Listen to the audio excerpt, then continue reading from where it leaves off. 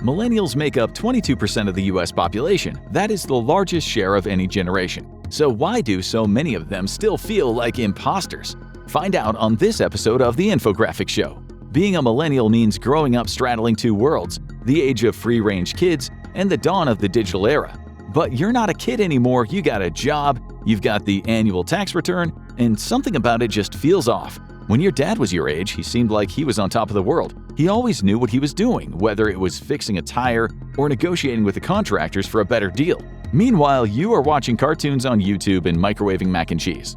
Boomers make jokes about millennials being perpetual teenagers. Rude, yes, but maybe not entirely inaccurate. Your generation is caught up in some ways, like jobs and finances, but in others, not so much. Many millennials negotiate corporate contracts or perform medical procedures by day, and by night they retreat to their one-bedroom apartment with only a cat or a roommate for company, heating up a frozen meal or ordering DoorDash. It's a modern-day Jekyll and Hyde, competent and professional by day, regressing to childlike habits by night.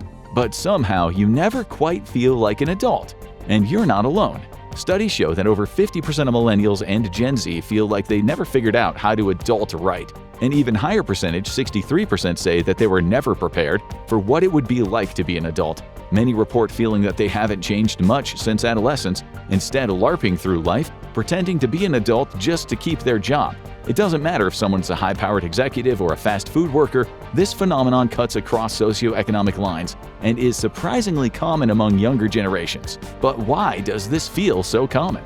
For the longest time, you were sure it was just a you problem. You called it imposter syndrome, the idea that you weren't supposed to be where you are. You're successful by millennial standards, you have an office job with an actual desk, you're not gigging for food money, and yet those creeping doubts keep making you feel like any moment now you'll be escorted out of the building.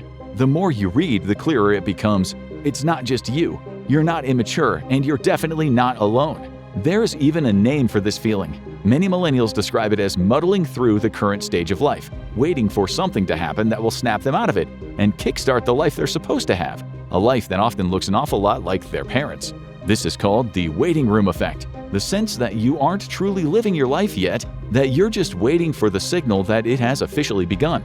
But what if that signal never comes? As a kid, you spent countless hours in the mall arcade, staring at loading screens that tempted you to drop your hard-earned quarters on a game. Walking through life sometimes feels the same, a temporary state waiting for the real stuff to begin. You've been paying the rent for years, still waiting for the moment to get a place of your own. Your job isn't exactly what you dreamed of, but it pays the bills, and it's better than driving Uber.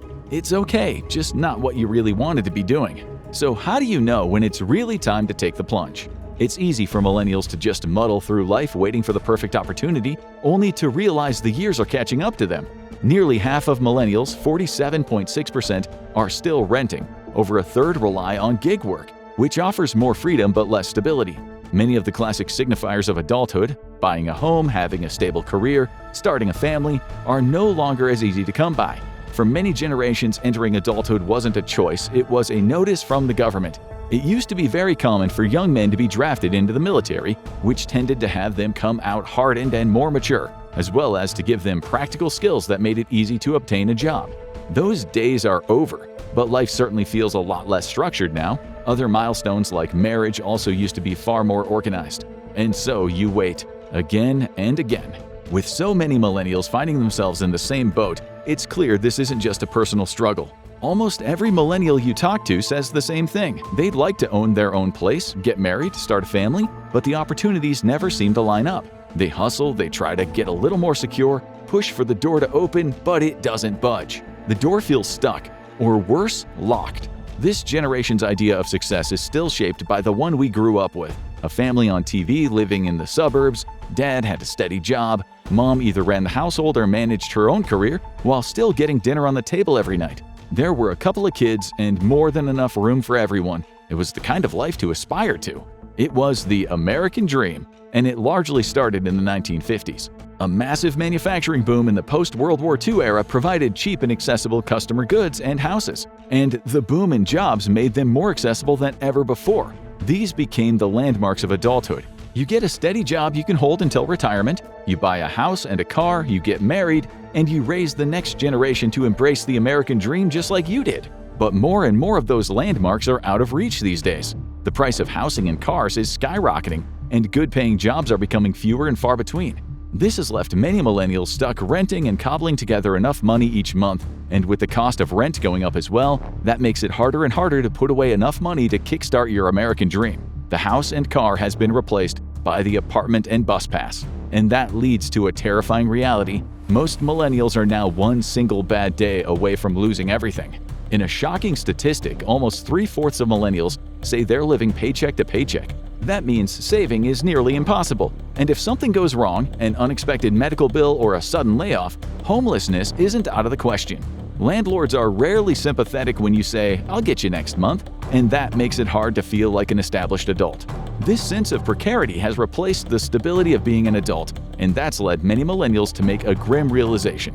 The world they grew up in isn't coming back. Millennials don't feel like they truly own their lives. It's more like they're just renting them, just temporarily in this stage before real life begins. And when you rent something, it's human nature to go just a little harder on it. This is often called the rental car theory, where you drive a rental, you don't change the oil or wash the windows, you just drive it hard and hand it back. But the rest of our lives don't work that way. When you apply this theory to your relationships and to your money, you'll see why everything feels like it's falling apart. Millennials tend to treat everything in their life this way, as they wait for the next phase to begin. This includes relationships, which are often far more casual than they are for the other generations.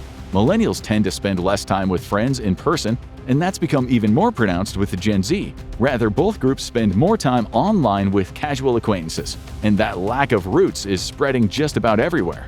The millennial pivot to casual online interactions has also led the generation to have major problems with dating and romantic relationships.